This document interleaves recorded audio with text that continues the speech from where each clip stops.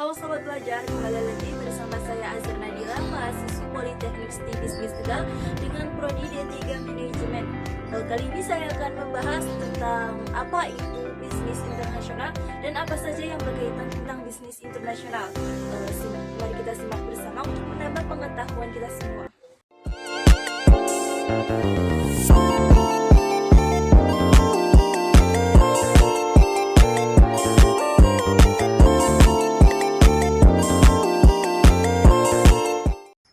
Ada beberapa yang akan kita bahas kali ini, diantaranya ada pengertian bisnis internasional, globalisasi dan pasar global, aktivitas bisnis internasional, dan perusahaan multinasional.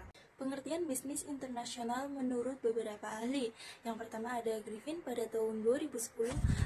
Bisnis internasional adalah transaksi bisnis antara beberapa pihak dalam lebih dari satu negara. Yang kedua ada Hari pada tahun 2010. Bisnis internasional merupakan studi tentang transaksi ekonomi yang meliputi perdagangan internasional, ekspor dan impor. Kemudian ada Levsgit pada tahun 2008. Bisnis internasional merupakan aktivitas perdagangan dan investasi yang dilakukan oleh perusahaan melintas batas satu dengan negara lainnya. Kemudian ada globalisasi dan pasar global.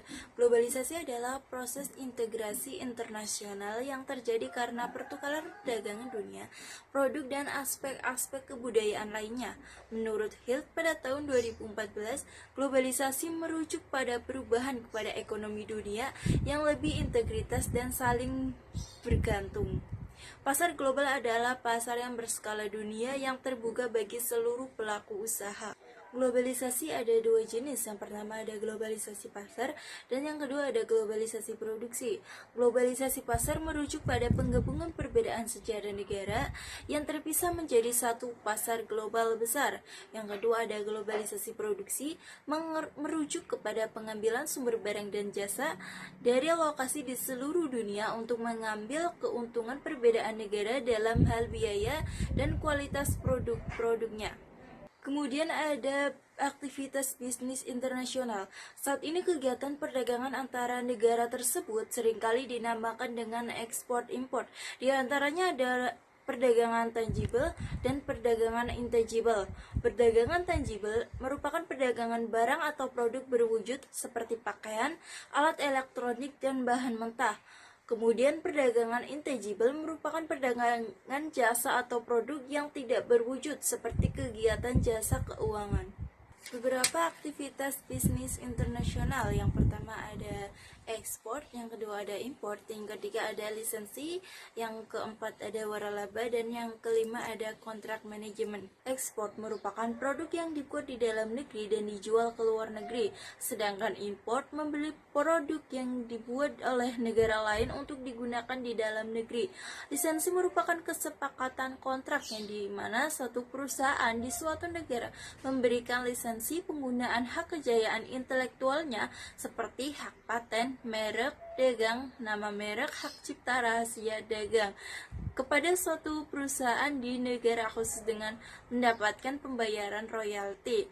Ada waralaba merupakan suatu bentuk khusus lisensi terjadi apabila di suatu perusahaan di negara keduanya memegang waralaba untuk menggunakan sistem pengoperasionalannya dan juga nama, merek dagang, dan logo dengan mendapatkan pembayaran royalti. Ada kontrak manajemen merupakan kesepakatan di mana suatu perusahaan di suatu negara setuju untuk mengoperasionalkan fasilitas atau memberikan jasa manajemen lainnya kepada perusahaan di mana negara lain dengan mendapatkan imbalan yang disepakatinya.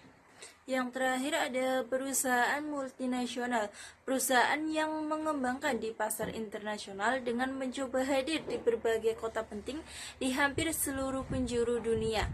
Pihak-pihak dalam bisnis multifungsi, yang pertama ada kelompok eksportir, yang kedua ada kelompok importir, yang ketiga ada kelompok promosi, dan yang keempat ada kelompok pendukung. Pada bagian eksportir terdiri dari yang pertama ada produsen, yang kedua ada confirming house, yang ketiga ada pedagang, yang keempat ada agen, yang kelima ada trading house. Pada kelompok importir terdiri dari yang pertama ada pengusaha, yang kedua ada profit importir, yang ketiga ada importir terbatas, dan yang keempat ada importir umum, dan yang kelima ada sole agent importir.